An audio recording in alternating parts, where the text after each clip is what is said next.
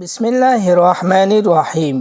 حضرت خالد بن ولید رضی اللہ عنہ کا اسلامی لشکر کو جنگی ترتیب دینا اور حضرت عبد الرحمن رضی اللہ عنہ کی بہادری۔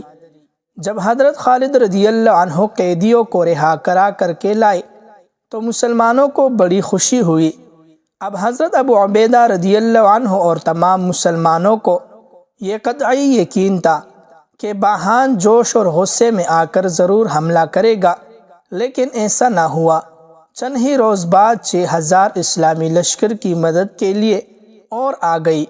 اس کے اگلے روز 1000 اور آئے۔ ان مسلمانوں کو حضرت عمر فاروق رضی اللہ عنہ نے بھیجا تھا۔ اس کمک کے لشکر میں آنے سے مسلمانوں کی تعداد 40,000 تک بھی نہ پہنچ سکی، حالانکہ عیسائی 10 لاکھ سے بھی زیادہ تھے۔ آخر ایک روز باہان تمام لشکر لے کر میدان میں آیا۔ اس کی فوجوں نے تمام میدان کو ڈھک لیا۔ چونکہ سارے رومی ذرا پوش تھے، اس لیے ان کے زرہے اور تلوار سورج کی شعاعیں پڑنے سے جگمگا رہی تھی۔ جس طرف اور جہاں تک بھی نظر جاتی تھی رومیوں کی صفیں کڑے نظر آتی تھی۔ حضرت ابو عبیدہ رضی اللہ عنہ بھی تمام مسلمانوں کو لے کر میدان میں آئے۔ انہوں نے حضرت خالد رضی اللہ عنہ سے فرمایا، آج میں نے تمہیں تمام لشکر پر سردار مقرر کیا ہے، تم لشکر کو ترتیب دو۔ حضرت خالد رضی اللہ عنہ نے میسرہ میں حضرت معاذ بن جبل رضی اللہ عنہ کو، میمنہ میں حضرت کنانہ بن اشیم رضی اللہ عنہ کو اور پیدلوں پر حضرت ہاشم بن عتبہ رضی اللہ عنہ کو مقرر کیا۔ خود قلب میں ٹھہرے۔ حضرت سفیان رضی اللہ عنہ کو 500 سواروں کے ساتھ خواتین عرب کی حفاظت پر متعین کیا۔ رومی لشکر پہلے ہی سب بستہ ہو چکا تھا۔ جب دونوں لشکر مرتب ہو چکے تب رومیوں میں سے ایک بطریق نہایت قوی الجسد اور کرانڈیل باہر نکلا۔ وہ کوئی بڑا شاہ سوار اور امیر رئیس تھا۔ اس کے مقابلے کے لیے روما سے حاکم بصرہ نکلے۔ یہ وہی روماس ہے جو پہلے عیسائی تھے، اور جب مسلمان بصرہ میں پہنچے تھے تو وہ مسلمان ہو گئے تھے۔ انہوں نے اس شاذور کا مقابلہ کیا۔ دیر تک دونوں فنون جنگ دکھا رہے تھے۔ آخر رومی کو موقع مل گیا۔ اس نے تلوار کا ایک ہاتھ مارا اور روماس زخمی ہو گئے۔ وہ جلدی سے گھوڑا لوٹا لائے۔ شاذور نے ان کا تعاقب کیا۔ مسلمانوں نے اسے ڈانٹا۔ وہ مرعوب ہو کر رک گیا۔ روماس اسلامی لشکر میں پہنچے۔ مسلمانوں کی ایک جماعت نے فوراً ان کی مرہم پٹی کر دی۔ روماس کو زخمی کر کے شاذور مغرور ہو گیا تھا۔ وہ لڑنے والوں کو طلب کر رہا تھا۔ کئی مسلمانوں نے ان کے مقابلے میں نکلنے کی اجازت چاہی، لیکن حضرت خالد بن ولید رضی اللہ عنہ نے انہیں اجازت نہیں دی۔ آخر حضرت قیس رضی اللہ عنہ نے اجازت طلب کی۔ حضرت خالد رضی اللہ عنہ نے فرمایا، تم بے شک اس شاذور کے جوڑ کے ہو، جاؤ اس کا مقابلہ کرو، اللہ تعالیٰ غالب آپ کی مدد فرمائے۔ حضرت قیس رضی اللہ عنہ قدر نحیف الجسد تھے۔ مقابلے میں دونوں نے تلوار کے بہت خوب ہاتھ دکھائے۔ شاذور نے موقع پار کر تلوار ماری جو حضرت قیس رضی اللہ عنہ کی شہرگ پر پڑی، لیکن وہ بچ گئے۔ شاذور نے ان کی کمر پکڑ کر زور کیا، مگر وہ انہیں زین سے ہلا نہ سکا۔ اسے تعجب ہوا۔ وہ سمجھتا تھا کہ دبلے پتلے آدمی ہے، جلد اور آسانی سے وہ انہیں اٹھا لے گا، مگر جب جسم کو دیکھا تو بالکل لوہے کا پایا۔ اس نے انہیں چھوڑ دیا۔ انہوں نے شاذور پر حملہ کیا۔ ان کی تلوار ٹوٹ گئی۔ حضرت قیس رضی اللہ عنہ سمجھ گئے کہ ان میں سے ان کے مقابلے کی قوت نہیں ہے۔ وہ واپس دوڑے۔ شاذور نے ان کا تعاقب کیا۔ کچھ دور چل کر انہیں خیال ہوا کہ وہ بغیر کسی معقول عذر کے دشمن کو پیٹھ دکھا کر بھاگے جا رہے ہیں۔ کل قیامت کے روز اللہ تعالیٰ کو کیا جواب دے گا؟ وہ فوراً رک گئے اور شاذور کے مقابلے کا ارادہ کیا۔ حضرت خالد رضی اللہ عنہ نے انہیں آواز دے کر فرمایا، حضرت قیس رضی اللہ عنہ، تم نے حق کی شجاعت ادا کیا۔ اب میں تمہیں رسول اللہ صلی اللہ علیہ وسلم کا واسطہ دیتا ہوں، تم لوٹ آؤ۔ حضرت قیس رضی اللہ عنہ نے فرمایا اے ولید کے بیٹے، آپ نے بڑا واسطہ دیا، لیکن یہ تو بتاؤ کہ اگر میں آپ کے پاس لوٹ آؤں تو کیا آپ میری موت کے وقت کو ٹال دیں گے؟ حضرت خالد نہیں۔ حضرت قیس پھر میں فرار اختیار کر کے اللہ تعالیٰ کی نافرمانی کیوں کروں؟ چنانچہ وہ واپس لوٹے، اور چونکہ ان کی تلوار ٹوٹ گئی تھی اس لیے انہوں نے خنجر نکال لیا۔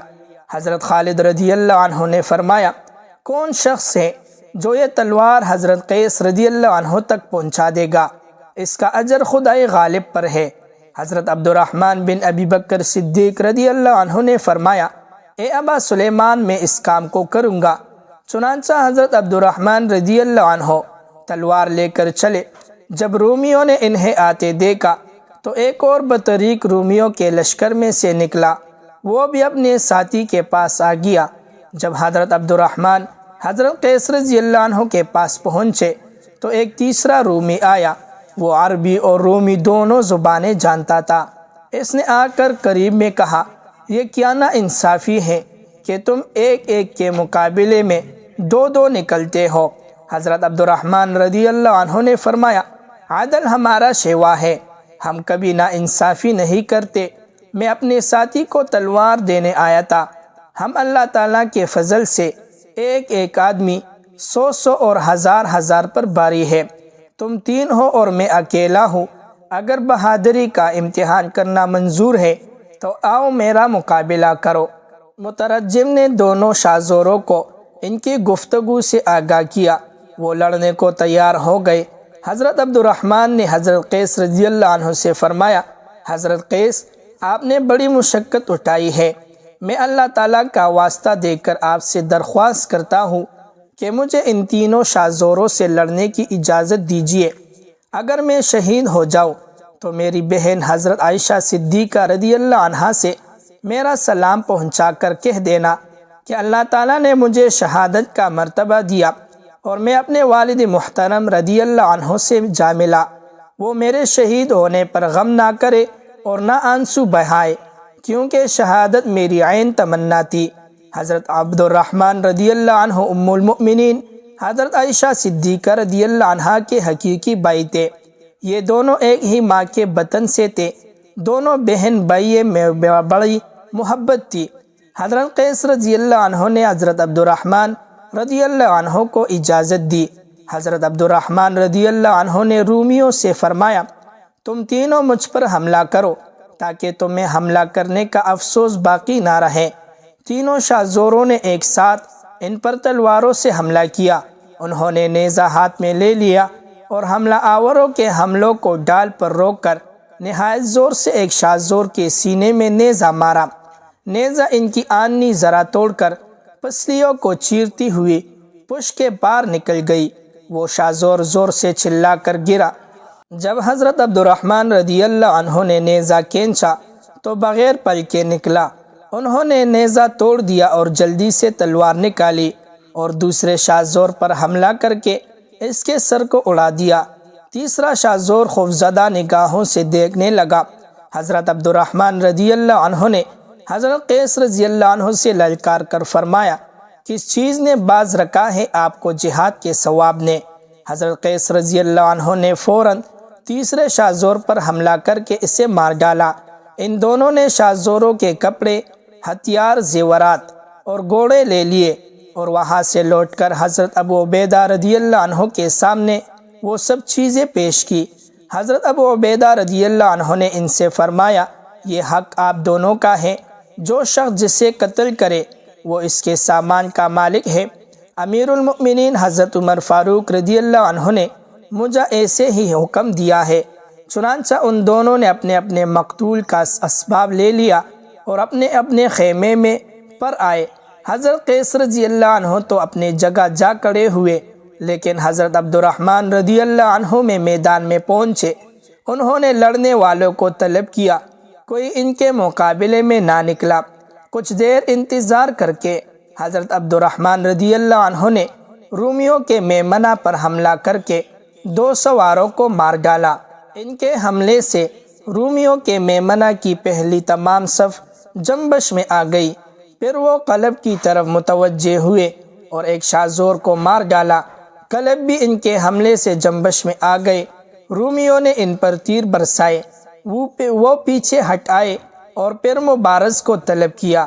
ایک گرانڈین رومی ان کے مقابلے کو نکلا۔ حضرت عبد الرحمن رضی اللہ عنہ نے اس کے قریب آتے ہی گھوڑے کو ایک چکر دیا اور تلوار کا ہاتھ مارا اور اس کا سر اڑا گیا۔ اس شاذور کے مارے جاتے ہی دوسرا بطریق نکلا۔ حضرت عبد الرحمن رضی اللہ عنہ نے اسے بھی مار ڈالا۔ جب باہان کو معلوم ہوا کہ صرف ایک مسلمان نے اس کے 4 بہادر افسروں اور 3 سپاہیوں کو مار ڈالا تو اس نے کہا، حضرت مسیح علیہ السلام کی قسم، قیصر روم ہم سے زیادہ ان مسلمانوں کو جانتے ہیں، اسی لیے انہوں نے قوم کو صلح کرنے کی ترغیب دی تھی۔ باہان کے ساتھیوں نے کہا، اگر ایک آدمی ان کے مقابلے میں گیا تو وہ سب کو مار ڈالیں گے۔ مناسب یہ ہے کہ تمام لشکر ایک ساتھ حملہ کرے اور انہیں کچل ڈالے۔ باہان، مسیح علیہ السلام کی قسم، یہی رائے مناسب ہے۔ چنانچہ اس نے اپنے تمام لشکر کو حملہ کرنے کا اشارہ کیا۔ ہر طرف سے رومی لشکر سیلاب کی طرح بڑھا۔ حضرت خالد رضی اللہ عنہ نے حضرت عبد الرحمن رضی اللہ عنہ کو آواز دے کر فرمایا، پلٹ آؤ اے ابو صدیق کے بیٹے، تمہارے حملوں سے تمام رومی لشکر جنبش میں آ گیا۔ حضرت عبد الرحمن رضی اللہ عنہ لوٹ آئے۔ اب تمام مسلمان رومیوں کے قریب آنے کا انتظار کرنے لگے۔